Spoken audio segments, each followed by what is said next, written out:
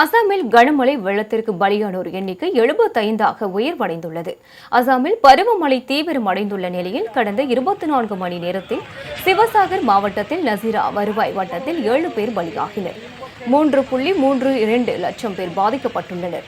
கோல்பாரா, காக்சார், லக்கிம்பூர், திப்ருகர் உள்ளிட்ட 25 மாவட்டங்களும் 600க்கும் மேற்பட்ட கிராமங்களும் கடுமையாக பாதிக்கப்பட்டுள்ளன.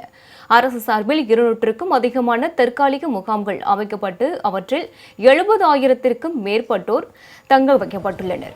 அசாம் சட்டசபையின் சபாநாயகர், துணை சபாநாயகர், அனைத்து கட்சி சட்டமன்ற உறுப்பினர்களும் வெள்ள நிவாரணத்திற்காக 1 மாத சம்பள தொகையை நன்கொடையாக கொடுக்க உள்ளனர்.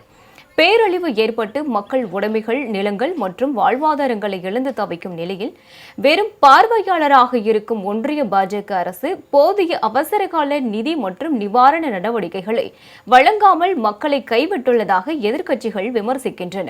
ஒன்றிய அரசின் இந்த அலட்சிய போக்கை விமர்சிக்கும் வகையில் பாலிவுட் நடிகைகள் பூமி பெட்னேக்கர், ஆலியா பட் ஆகியோர் வெள்ள நிவாரண நிதியை திரட்டும் பணியில் ஈடுபட்டுள்ளனர்.